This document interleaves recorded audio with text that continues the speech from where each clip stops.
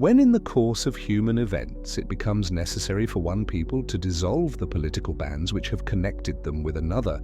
and to assume among the powers of the earth the separate and equal station to which the laws of nature and of nature's God entitle them, a decent respect to the opinions of mankind requires that they should declare the causes which impel them to the separation.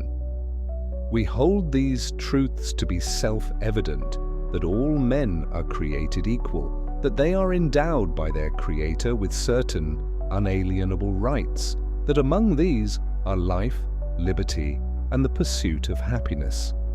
That to secure these rights, governments are instituted among men, deriving their just powers from the consent of the governed, that whenever any form of government becomes destructive of these ends, it is the right of the people to alter or to abolish it, and to institute new government, laying its foundation on such principles and organizing its powers in such form as to them shall seem most likely to effect their safety and happiness. Prudence indeed will dictate that governments long established should not be changed for light and transient causes, and accordingly all experience hath shown that mankind are more disposed to suffer, while evils are sufferable, than to right themselves by abolishing the forms to which they are accustomed. But when a long train of abuses and usurpations, pursuing invariably the same object, evinces a design to reduce them under absolute despotism, it is their right, it is their duty to throw off such government and to provide new guards for their future security. Such has been the patient sufferance of these colonies, and such is now the necessity which constrains them to alter their former systems of government. The history of the present King of Great Britain is a history of repeated injuries and usurpations, all having in direct object the establishment of an absolute tyranny over these states. To prove this, let facts be submitted to a candid world. He has refused his assent to laws the most wholesome and necessary for the public good. He has forbidden his governors to pass laws of immediate and pressing importance, unless suspended in their operation till his assent should be obtained.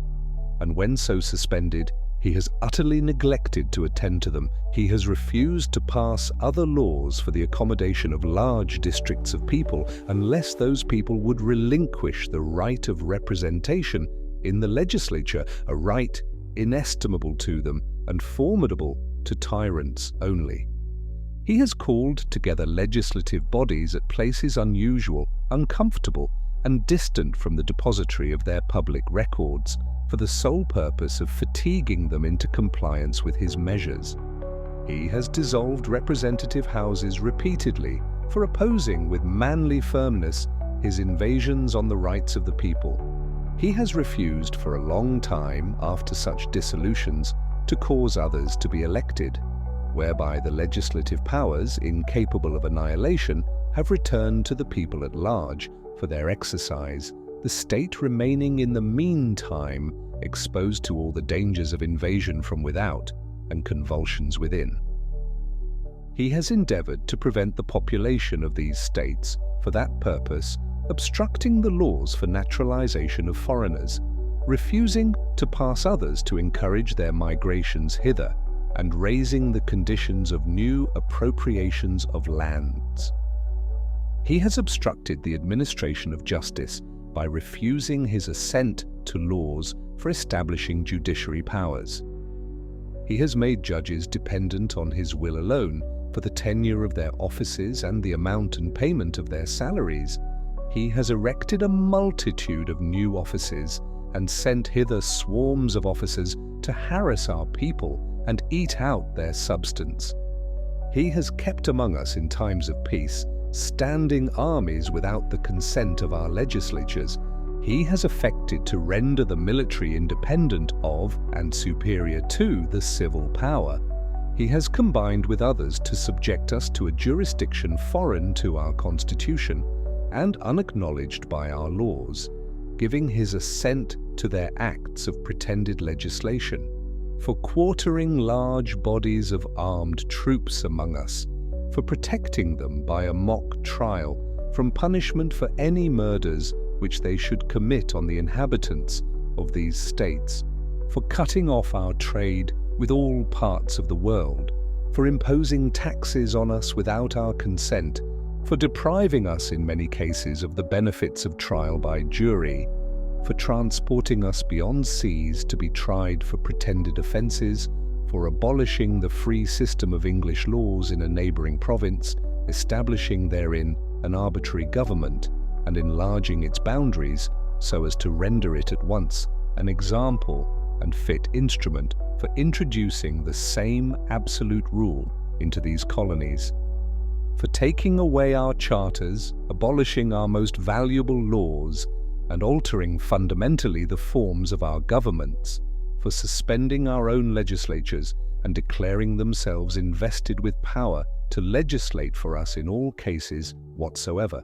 He has abdicated government here by declaring us out of his protection and waging war against us. He has plundered our seas, ravaged our coasts, burnt our towns, and destroyed the lives of our people. He is at this time transporting large armies of foreign mercenaries to complete the works of death, desolation, and tyranny, already begun with circumstances of cruelty and perfidy scarcely paralleled in the most barbarous ages and totally unworthy the head of a civilized nation. He has constrained our fellow citizens taken captive on the high seas to bear arms against their country, to become the executioners of their friends and brethren, or to fall themselves by their hands. He has excited domestic insurrections amongst us, and has endeavoured to bring on the inhabitants of our frontiers the merciless Indian savages whose known rule of warfare is an undistinguished destruction of all ages, sexes, and conditions. In every stage of these oppressions we have petitioned for redress in the most humble terms. Our repeated petitions have been answered only by repeated injury. A prince whose character is thus marked by every act which may define a tyrant is unfit to be the ruler of a free people. Nor have we been wanting in attentions to our British brethren. We have warned them from time to time of attempts by their legislature to extend an unwarrantable jurisdiction over us. We have reminded them of the circumstances of our emigration and settlement here. We have appealed to their native justice and magnanimity, and we have conjured them by the ties of our common kindred to disavow these usurpations, which would inevitably interrupt our connections and correspondence. They too have been deaf to the voice of justice and of consanguinity. We must therefore acquiesce in the necessity which denounces our separation, and hold them, as we hold the rest of mankind, enemies in war, in peace. Friends, we therefore, the representatives of the United States of America, in General Congress assembled, appealing to the Supreme Judge of the world for the rectitude of our intentions, do, in the name and by authority of the good people of these colonies, solemnly publish and declare that these united colonies are, and of right ought to be, free and independent states, that they are absolved from all allegiance to the British Crown, and that all political connection between them and the state of Great Britain is and ought to be totally dissolved, and that as free and independent states they have full power to levy war, conclude peace, contract alliances, establish commerce, and to do all other acts and things which independent states may of right do. And for the support of this declaration, with a firm reliance on the protection of divine providence, we mutually pledge to each other our lives, our fortunes, and our sacred honour. Signed by Button Gwinnett, Lyman Hall, George Walton from Georgia, William Hooper, Joseph Hughes, John Penn from North Carolina, Edward Rutledge, Thomas Hayward Jr., Thomas Lynch Jr., Arthur Middleton from South Carolina, John Hancock from Massachusetts, Samuel Chase, William Packer, Thomas Stone, Charles Carroll of Carrollton from Maryland, George Wythe, Richard Henry Lee, Thomas Jefferson, Benjamin Harrison, Thomas Nelson Jr., Francis Lightfoot Lee, Carter Braxton from Virginia, Robert Morris, Benjamin Rush, Benjamin Franklin, John Morton, George Clymer, James Smith, George Taylor, James Wilson, George Ross from Pennsylvania, Caesar Rodney, George Reed, Thomas McKean from Delaware,